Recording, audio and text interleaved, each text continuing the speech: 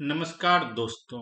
हम लोग एड्यूटेरिया से एनसीईआरटी का रिवीजन कर रहे हैं। अभी तक हम लोग एड्यूटेरिया एनसीईआरटी फाउंडेशन टेस्ट पेपर जो पहला टेस्ट पेपर है उससे हम लोग 15 क्वेश्चन डिस्कशन कर चुके हैं प्रीवियस वीडियो में।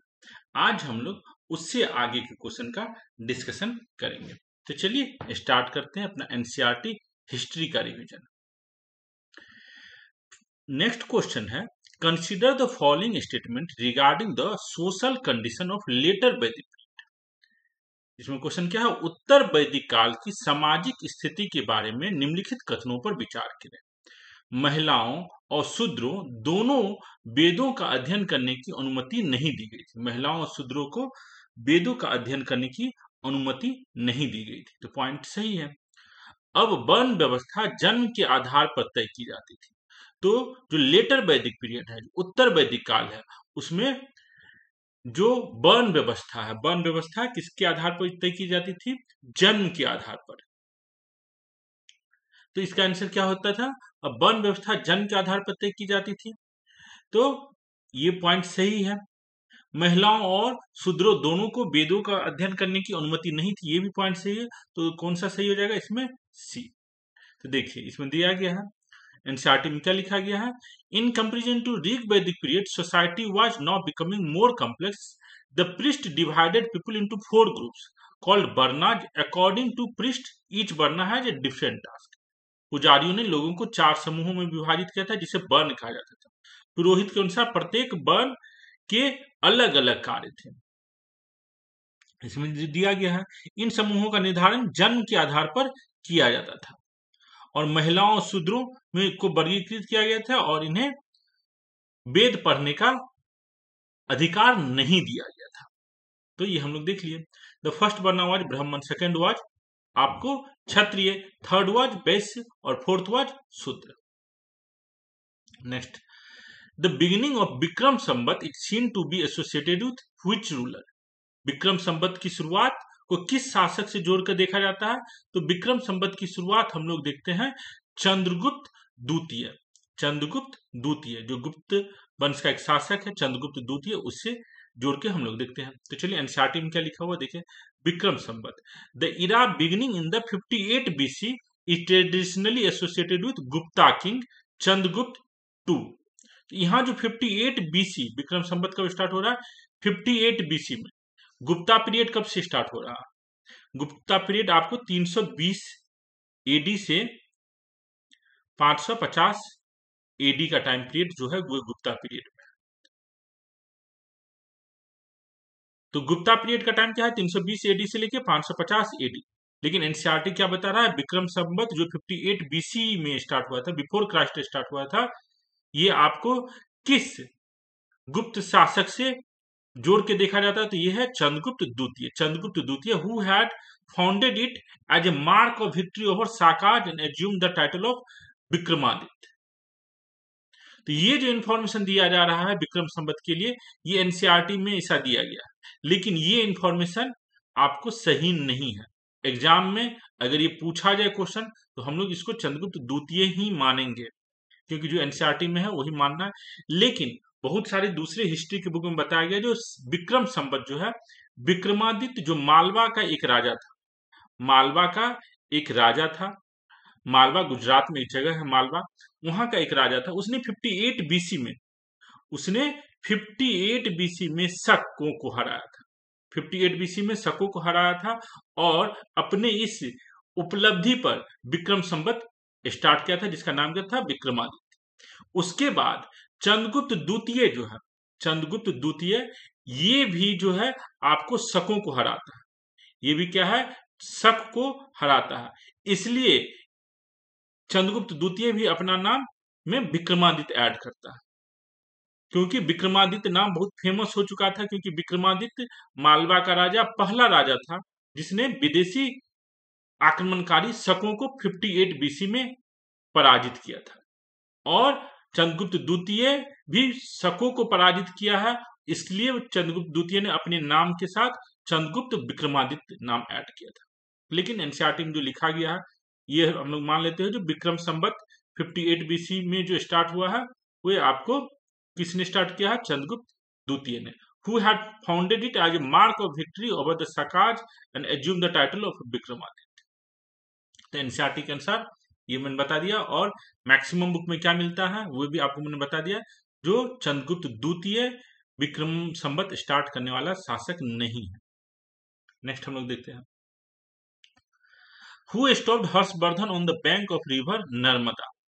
नर्मदा नदी के तट पर हर्षवर्धन को किसने पराजित किया?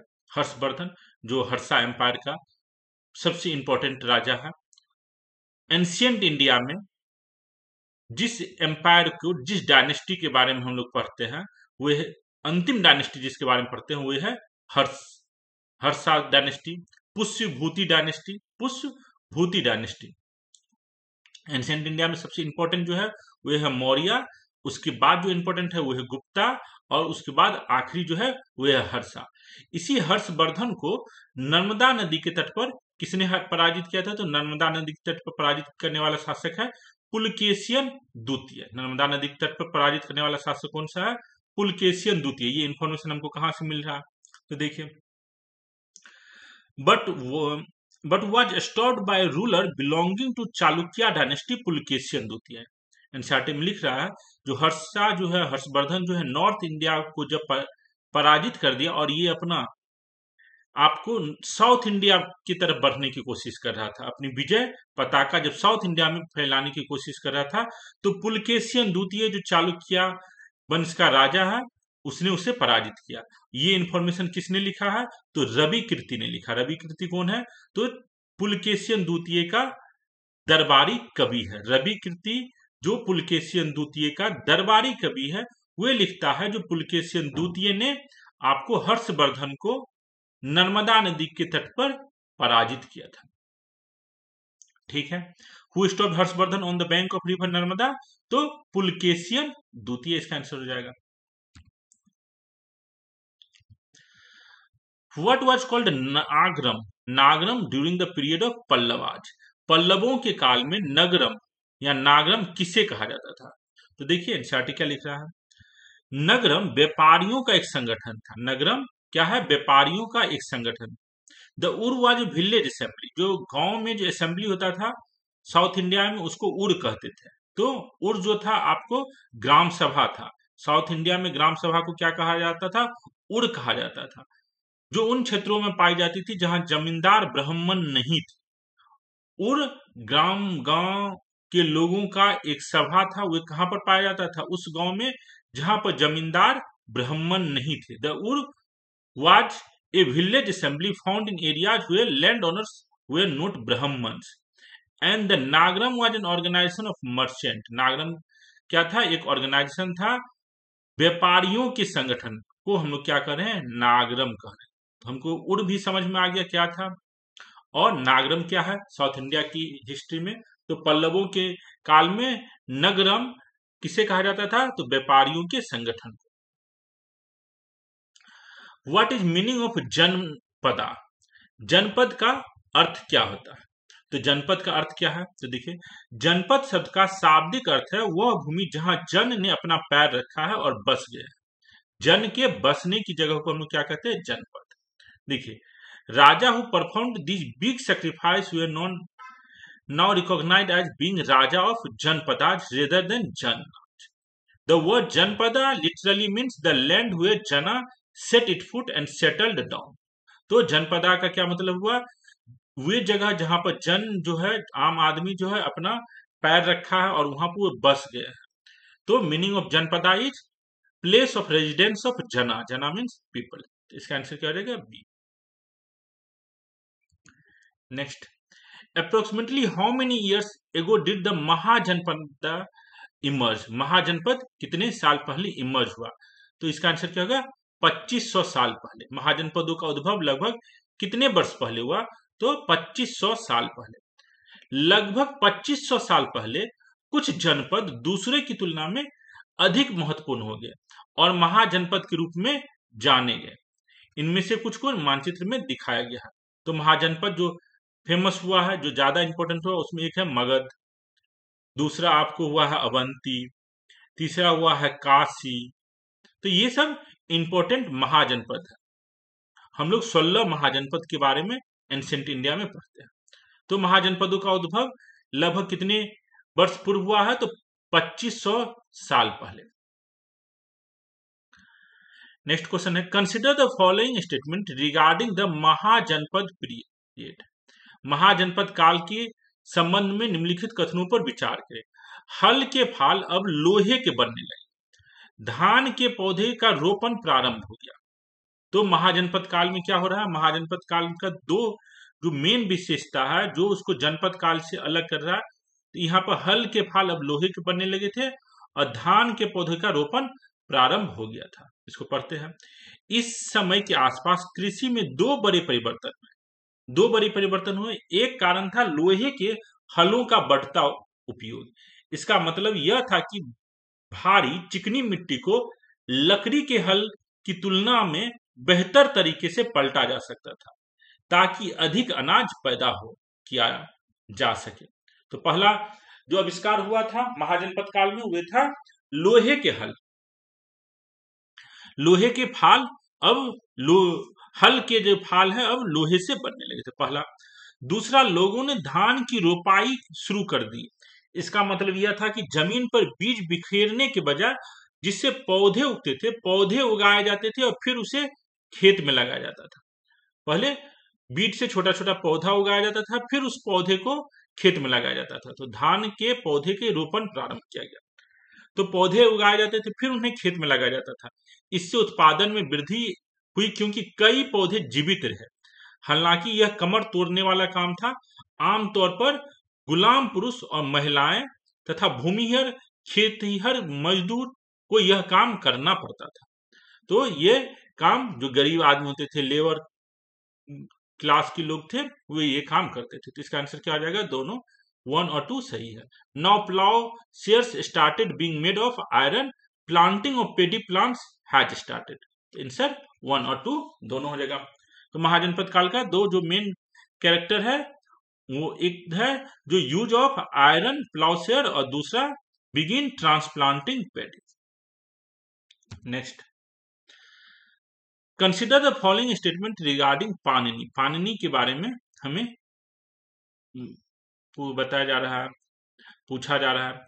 क्या पूछा जा रहा है? पाणिनि के संबंध में निम्नलिखित कथनों पर विचार करें। उन्होंने संस्कृत के लिए व्याकरण तैयार किया। उन्होंने एक विशेष क्रम में स्वर की रचना की, परंतु व्यंजन को बाद के काल में अन्य विद्वानों के द्वारा जोड़ा गया। तो ये गलत है। उन्होंने संस्कृत भाषा के लिए व्याकरण तैयार किया था और स्वरों और व्यंजनों को एक विशिष्ट क्रम में सजाया। देखिए ये पाणिनि अष्टाध्याय, इनका जो बुक लिखा गया है, ये बुक का क्या नाम है? अष्टाध्याय। कब लिखा गया है? अराउंड 500 BC में लिखा गया। यह वह समय था जब अन्य विद्वान काम पर थे। सबसे प्रसिद्ध में से एक पाणिनि थे जिन्होंने संस्कृत के लिए व्याकरण तैयार किया। उन्होंने स्वरों और व्यंजनों को एक विशेष क्रम में व्यवस्थित किया। तो उन्होंने स्वर और व्यंजन दोनों को एक विशेष क्रम में व्यवस्थित किया। फिर उनका उपयोग बीज गणित में पाए जाने वाले सूत्रों की तरह बनाने के लिए किया। उन्होंने इनका उपयोग भाषा के नियमों को छोटे सूत्र में लिखने के लिए किया। तो पाणिनि ने क्या किया? He arranged the vowels and consonant in a special order and then used these to create formula like these found in algebra. He used these to write down the rules of language in short formulas. तो पाणिनि ने अपने book अष्टाध्याय में लगभग में 3000 formulas लिखे और उन्होंने vowel और कॉन्सोनेंट को एक विशिष्ट रूप से अरेंज किया। तो he had prepared grammar on Sanskrit, grammar for Sanskrit सही हो जाएगा। He compose the swaras in particular order and he also compose consonant in particular order. यहाँ दिया है उन्होंने व्यंजन को, कॉन्सोनेंट को ऑर्डर में अरेंज नहीं किया था, तो गलत है। इसका आंसर क्या हो जाएगा? केवल option A. In which book is बज्जी संघ डिस्क्राइब्ड। तो बज्जी संघ जो आपका एक इंपॉर्टेंट संघ है महाजनपद में, इसका इंफॉर्मेशन हमको कहां से मिलता है? तो बज्जी संघ का वर्णन किस पुस्तक में है? तो ये हमें मिलता है आपको दिघ निकाय में। देखिए दिघ निकाय, यह एक प्रसिद्ध बौद्ध पुस्तक दिघ निकाय से बज्जियों का एक वृत्तांत है। जिसमें बुद्ध के कुछ भाषण मिले हैं। इन्हें लगभग 2300 वर्ष पहले लिखा गया है।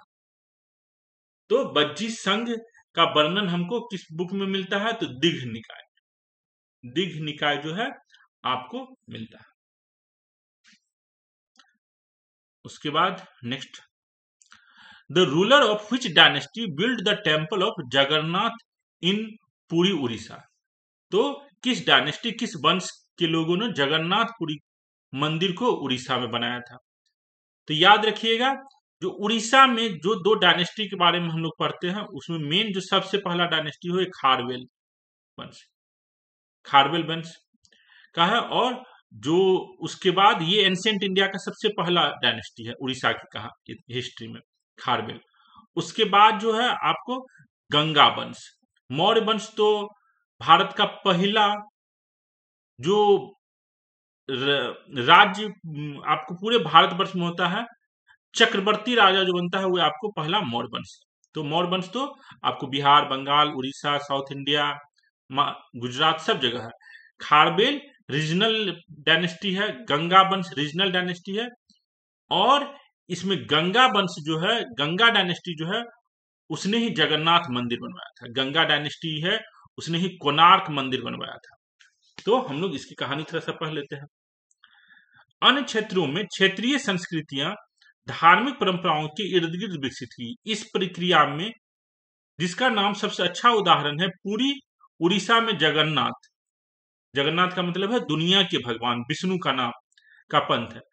आज तक स्थानीय आदिवासी लोग देवता की लकड़ी की छवि बनाते हैं, जिससे पता चलता है कि देवता मूल रूप में एक स्थानीय देवता थे, जिन्हें बाद में विष्णु के साथ पहचाना गया।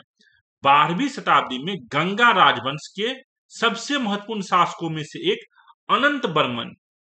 तो जगन्नाथपुरी को किसने बनाया है? गंगा वंश के शासक अनंत वर्मन। अनंत वर्मन ने पुरी में पुरुषोत्तम जगन्नाथ के लिए एक मंदिर बनवाने का फैसला किया। तो जगन्नाथ मंदिर किसने बनाया है? अनंत वर्मन, गंगा डायनेस्टी के राजा अनंत वर्मन ने बनाया है। उसके बाद 1230 में राजा अनंग भीम तृतीय ने अपना राज देवता को समर्पित कर दिया। अनंग भीम राजा जो है 1230 ईस्वी में उसने जगन्नाथ मंदिर को अपना पूरा राज्य समर्पित कर दिया और खुद को भगवान का डिप्टी घोषित किया। भगवान का डिप्टी घोषित किया। किसने घोषित किया? अनंग भीम तृतीय ने। मंदिर किसने बनवाया था? अनंत वर्मन ने बनाया था। ये किस वंश के हैं? तो गंगा वंश के। Next, in which year did Akbar conquer Bengal. Akbar ने बंगाल को किस वर्ष जीता? तो अकबर ने बंगाल को जीता है 1586 में। 8वीं शताब्दी से बंगाल पालों के अधीन एक क्षेत्रीय साम्राज्य का केंद्र बन गया। 14वीं और 16वीं शताब्दी के बीच बंगाल पर सुल्तानों का शासन था, जो दिल्ली के शासक से स्वतंत्र थे। 1586 में जब अकबर बंगाल पर विजय प्राप्त करने के बाद उसने बंगाल सूबा का केंद्र बिंदु बनाया, जबकि फारसी प्रशासन की भाषा थी और बंगाली एक क्षेत्रीय भाषा के रूप में विकसित हुई। तो अकबर ने बंगाल को किस वर्ष जीता था? अकबर ने बंगाल को 1586 ईस्वी में जीता था। याद रखिएगा, in 1586 when Akbar conquered Bengal it found the nucleus of Bengal subah. तो न्यूक्लियस ऑफ बंगाल सूबा आपका बना है कब? 1586 ईस्वी में। Next question, select the statement about south Indian भक्ति संत। अब साउथ इंडिया में जो भक्ति संत हुए हैं उस पर इंफॉर्मेशन है। दक्षिण भारतीय भक्ति संतों के बारे में सत्य कथन का चयन करें। तो पहला पॉइंट क्या है? नेनवाड़ शैव संत थे, अलवार वैष्णव संत थे। ये संत केवल अस्पृश्य समझे जाने वाले पुलैया या पनार जाति के लोग थे। तो देखते हैं, 7वीं से 9वीं शताब्दी में नए धार्मिक आंदोलनों का उदय हुआ। कहां पर हुआ ये 7वीं से 9वीं शताब्दी में? साउथ इंडिया में, दक्षिण भारत में, जिसका नेतृत्व नैनार शिव के प्रति समर्पित संत। नैनार कौन थे? शिव के प्रति समर्पित। अलबर विष्णु के प्रति समर्पित संतों ने किया। जो पुल्लियार और पन्नार जैसे अछूत माने जाने वाले लोगों सहित सभी जातियों से आए थे। तो ये जो नैनार और अलवार संत थे, इसके जो फॉलोअर हुए, ये केवल पुलिया और पुलैया और पनार जाति के लोग नहीं थे, सारे जाति के लोग थे। और ये अनटचेबल, ये जो अस्पृश्य जाति के लोग माने जाते थे, ये भी थे। केवल यही नहीं थे, सारे जाति के लोग इसके फॉलोअर बने थे। इसमें दिया है केवल पुलैया जाति के लोग, पुलैया और पनार जाति के लोग थे, तो तीसरा पॉइंट गलत हो जाएगा। 1 और 2 सही होगा। नैनार शैव संत थे और अलवार वैष्णव संत थे, जिसके फॉलोअर सारे जाति के लोग थे और अछूत माने जाने वाले जाति के भी लोग थे। तो इसका आंसर क्या हो जाएगा आपको? केवल 1 और 2। नैनार वाज शैव संत, Alvar was Vaishnav Sant, and their followers came from all caste and creed, even those supposed to be untouchables। तो इसका ये तीसरा पॉइंट गलत है। नेक्स्ट देखते हैं। पुहार वाज पोर्ट ऑफ पांड्याज। पुहार जो है पांड्याज का पोर्ट था। Madurai was port of Cholas. क्या मदुरई जो है चोलाज का पोर्ट है? निम्नलिखित कथनों पर विचार करें। पुहार पांड्यों का बंदरगाह था, मदुरई चोलों का बंदरगाह था। तो देखते क्या लिखा है। साउथ इंडिया में लगभग में 2300 साल पहले दक्षिण भारत में शक्तिशाली हो गए कौन? चोल, चेर और पांड्या। तीनों प्रमुखों में से प्रत्येक के पास शक्ति के 2 केंद्र थे, एक अंतर्देशीय और एक तट पर, एक इनलैंड और एक कोस्ट पर। इन 6 शहरों में से 2 बहुत महत्वपूर्ण था। एक था पुहार। पुहार को कावेरी पट्टनम भी कहते, पुहार को कावेरी पट्टनम भी कहते, जो चोलों का बंदरगाह था। तो पुहार आपको किसका बंदरगाह था? पुहार चोलों का बंदरगाह था। पुहार का ही एक और नाम क्या है? कावेरी पट्टनम। मदुरई जो है पांड्यों की राजधानी थी। याद रखिएगा, मदुरई जो है पांड्यों की राजधानी है, चोलों की राजधानी नहीं है। तो यहां पर दोनों गलत हो जाएगा। पुहार पांड्यों का बंदरगाह था। पुहार किसका बंदरगाह था? चोलों का बंदरगाह था। पुहार किसका बंदरगाह था? चोलों का बंदरगाह था। मदुरई जो है आपको पांड्यों की राजधानी थी। तो यहाँ पर जो दोनों स्टेटमेंट है, वो दोनों स्टेटमेंट गलत हो जाएगा। इस उपयुक्त में से कोई भी सही नहीं है। पुहार का ही एक और नाम क्या है? कावेरी पट्टनम, जो चोलों की बंदरगाह था। नेक्स्ट क्वेश्चन देखते हैं। Consider the following statement about the philosopher Shankar. दार्शनिक शंकर के बारे में निम्नलिखित कथनों पर विचार करें। शंकर का जन्म 8वीं शताब्दी में तमिलनाडु में हुआ। वे अद्वैतवाद के समर्थक थे। उन्होंने जगत को मिथ्या या माया कहा। मोक्ष प्राप्ति के लिए ज्ञान के मार्ग को अपनाने का उपदेश दिया। Shankar was born in Tamil Nadu in the 8th century. यहाँ पे कौन सा स्टेट का नाम दिया गया? तमिलनाडु। तो Shankara was one of the most influential philosopher of India, was born इन केरला। याद रखिएगा, शंकराचार्य का जन्म कहां पर हुआ था? केरला में हुआ था। या तमिलनाडु दिया है तो गलत है। वे अद्वैतवाद के समर्थक थे। वे अद्वैत या व्यक्तिगत आत्मा और सर्वोच्च ईश्वर की एकता के सिद्धांत के समर्थक थे, जो कि अंतिम वास्तविकता है। तो he was supporter of monism. He was an advocate of Advait or doctrine of oneness of individual soul and supreme God, which is ultimate reality। तो he was supporter of monism, मतलब ये जगत अद्वैतवाद के समर्थक थे। He called the world false or illusion। Shankaracharya ने संसार को false या illusion कहा। He considered the world around us to be an illusion or माया। उन्होंने हमारे चारों ओर की दुनिया को भ्रम या माया माना है। He preached to adopt the path of knowledge to attain salvation। तो बात सही है। मोक्ष प्राप्ति करने के लिए दुनिया को त्यागने और ज्ञान का मार्ग अपनाने का उपदेश दिया। तो मोक्ष प्राप्ति के लिए उन्होंने ज्ञान का मार्ग को अपनाने का उपदेश दिया। तो इसमें 3 सही हो जाएगा। पहला जो पॉइंट है वो गलत हो जाएगा, क्योंकि शंकराचार्य का जन्म कहाँ हुआ है? शंकराचार्य का जन्म हुआ आपको तमिलनाडु में नहीं, केरला में हुआ। तो फर्स्ट गलत है। ये गलत है, तो इसका ऑप्शन क्या हो जाएगा, बी ऑप्शन हो जाएगा। नेक्स्ट देखते हैं, in which year did Veera Shaiva movement started, in which area, year नहीं, in which area did the Veera Shaivism movement start, Veera Shaiva आंदोलन किस क्षेत्र में प्रारंभ हुआ। तो वीर शैव आंदोलन जो है आपको कहां पर स्टार्ट हुआ है, तो वीर शैव आंदोलन के बारे में हम लोग पढ़ते हैं। हमने पहले तमिल भक्ति आंदोलन और मंदिर पूजा के बारे में के संबंध पर ध्यान दिया, इसके परिणाम स्वरूप एक प्रतिक्रिया हुई जो बस बन्ना और अल्लम्मा प्रभु और अक्क महादेवी, नाम से देख लीजिए, बस बन्ना, अल्लम्मा प्रभु और अक्क महादेवी जैसे उनके साथियों द्वारा शुरू किया गया। वीर शैव आंदोलन में सबसे अच्छी तरह से प्रस्तुत किया गया यह आंदोलन 12वीं शताब्दी के मध्य में, कब ये वीर शैव आंदोलन स्टार्ट हुआ है, तो 12वीं शताब्दी में। कहां पे स्टार्ट हुआ है, कर्नाटक में शुरू हुआ है। तो वीर शैव आंदोलन किस क्षेत्र में स्टार्ट हुआ है, ये कर्नाटक में स्टार्ट हुआ है। वीर शैव ने सभी मनुष्यों की समानता के लिए तथा जाति और महिलाओं के उपचार के बारे में ब्राह्मणवादी विचारों के खिलाफ दृढ़ता से तर्क दिया।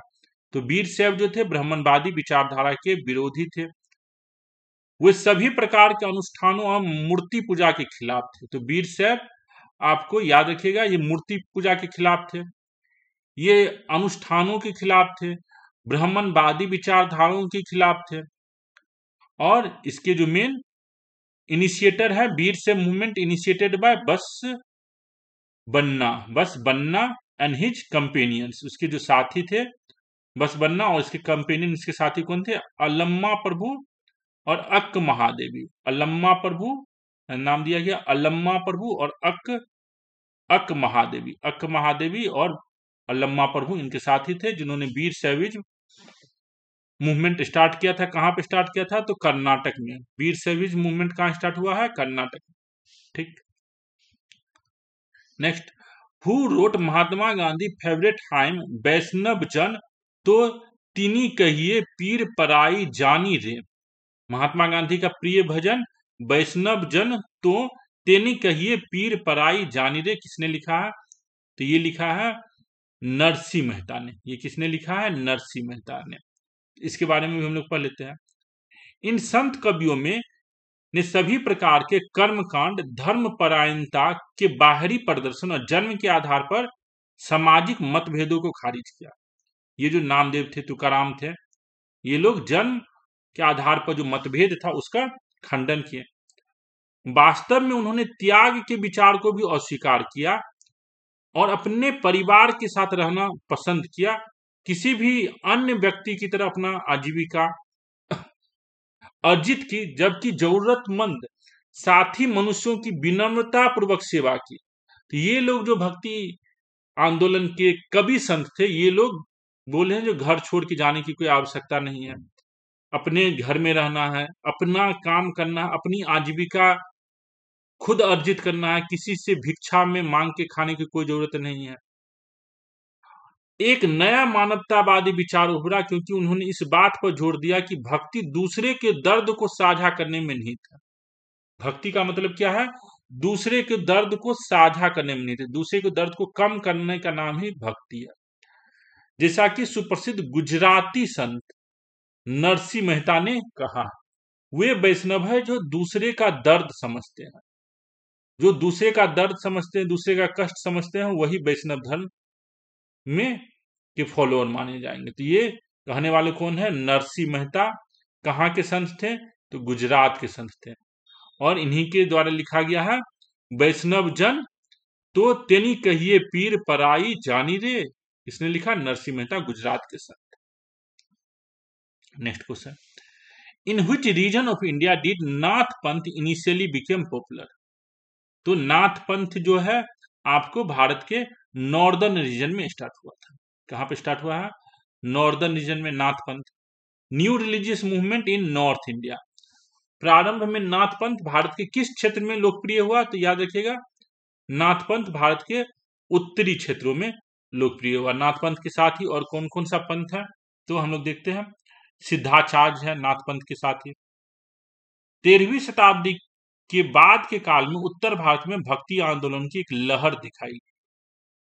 पहले भक्ति आंदोलन साउथ इंडिया में स्टार्ट हुआ, जिसे स्टार्ट करने वाले कौन थे? अलवर और नयनार। उसके बाद ये यहां पर कब हुआ है? 7वीं 8वीं शताब्दी में साउथ इंडिया में। 13वीं शताब्दी में नॉर्थ इंडिया में भक्ति आंदोलन स्टार्ट हुआ है, जब इस्लाम, ब्राह्मणवादी, हिंदू धर्म, सूफीवादी भक्तियों की विभिन्न धाराएं तथा नाथ पंथ, सिद्ध और योगी। तो नॉर्थ इंडिया में जो भक्ति आंदोलन स्टार्ट हुआ है उसमें कौन कौन है? नाथ पंथीज, सिद्धाज एंड योगीज। सिद्धाज को सिद्धाचार्य भी कहते हैं। तो यह याद रखिएगा, नाथपंथी, सिद्धाज एंड योगीज जो है ये आपको पॉपुलर हुआ है कहां पर? नॉर्थ इंडिया में। Whose follower did Mirabai become? Mirabai किसकी फॉलोअर बनी थी? तो देखिए मीराबाई जो है आपको, मीराबाई एक राजपुत्र राजकुमारी थी जिसका विवाह 16वीं शताब्दी में मेवाड़ के शाही परिवार से हुआ था। मेवाड़ के शाही परिवार से मीराबाई का शादी हुआ था। मीराबाई अछूत समझी जाने वाली जाति के संत रविदास की शिष्य बन गई थी। तो जो जाति अछूत माना जाता था उस जाति के संत जो थे रविदास, उसके शिष्य थे। कौन? मीराबाई। तो हम लोग जान गए ये मीराबाई। तो इस वीडियो में हम लोगों ने 15 क्वेश्चन का डिस्कशन किया है। इसमें हम लोगों ने दिखा डिस्कशन बाइलिंगुअल मोड में है। एनसीईआरटी में जो रेफरेंस है उस रेफरेंस को भी हम लोगों ने यहाँ पढ़ा ताकि हमारा रिवीजन अच्छा से हो। देखने के लिए थैंक यू।